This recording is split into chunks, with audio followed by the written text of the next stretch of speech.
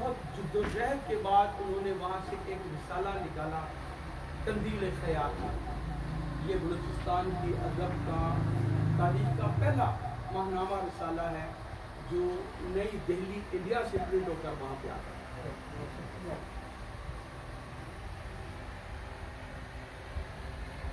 میری 22 کتابیں اس وقت تک پرنٹ ہوئی ہیں، 135 کے قریب زیر اعتبار ہیں۔ 50,000 سے زیادہ مضامین اور کالم میرے چاروں صوبوں میں شائع ہو چکے ہیں۔ مجھے یہ کہتے ہوئے کہ اپنے اتنے کام کو دیکھتے ہوئے ایک چیز کا افسوس پورے بلوچستان میں رہا، وہ میری اپنی مادری زبان پنجابی۔ کسی نے بھی بلوچستان میں پنجابی زبان میں کام نہیں، ایک المیہ ہے۔ بلوچستان میں بلوچی زبان کے ادب کو فروغ دینے میں بنیادی کام جو ہے پنجابیوں نے کیا۔ پنجابی زبان کے ادب کو فروغ کے لیے پنجابیوں نے بنیادی کردار ادا کیا۔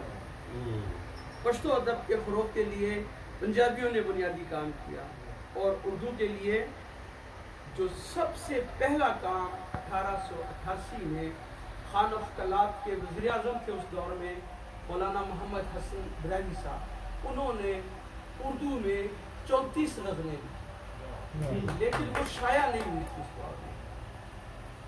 لہٰذا میرے دل میں یہ تھا کہ پنجابی زبان پر تحقیق کی جائے کہ پنجابی زبان میں پہلا کلام کس کا تھا۔ نورالائی میں جب بزم ادب میں 1909 میں لبہ رام بڑی صدیقہ کو ہند کے وہاں پہ وہ ایک عام فوجی سپاہی تھے، انہوں نے کام کیا۔ 1909 سے لے کر 2021 تک پنجابی زبان میں بلوچستان میں کوئی کام نہیں، سب خاموشی ہے۔ 100 سال قبل تو خاموشی، دکھ بھی ہوتا تھا۔ اور ڈاکٹر انعام الحق کوثر صاحب جن کی 366 کتابیں ہیں، پنجابی زبان کے پروفیسر تھے، بلوچستان کے پہلے PhD ڈاکٹر تھے، انہوں نے ہر زبان کے لیے کام کیا، لیکن پنجابی اپنی مادری زبان کو یہ خوف طاری تھا۔ اس خوف کا، کیونکہ وہاں کہا جاتا ہے کہ یہ سیٹلر ہیں، آپ شاید اس کم کو یہاں پہ نہ سمجھتے ہو کہ سیٹلر آبادکار، وہ جتنے بھی آبادکار تھے وہ اس خوف سے کام نہیں کرتے تھے کہ ہماری یہاں پہ تعداد بہت کم ہے۔ پھر اتفاق نہیں، اللہ پاک نے شاید یہ کام میرے حصے میں لانا تھا۔ میں نے ادب میں 1978 سے قدم رکھا تو جہلم سے میرے ایک فیس بک فرینڈ تھے، مشتاق احمد مشتاق صاحب، بک کارنر والے، انہوں نے ایک پنجابی کی کتاب مجھے بھجوائی اور کہا آزاد صاحب یار جاگو، تاڑے جاگن دا وقت ہے، بلوچستان سے رہ دیا ہے، تاڑے باو اجداد نے اپنی زندگیاں گزار دی، کچھ تو ایسا کرو جڑا پنجابی زبان واسطے تو کوئی تو پہلی ایٹ رکھے۔ میں نے کہا سر آپ مجھے سپورٹ کریں، مجھے پنجابی پڑھنی نہیں آتی، لکھنی تو بہت دور کی بات ہے، مجھے پڑھنی بھی نہیں آتی۔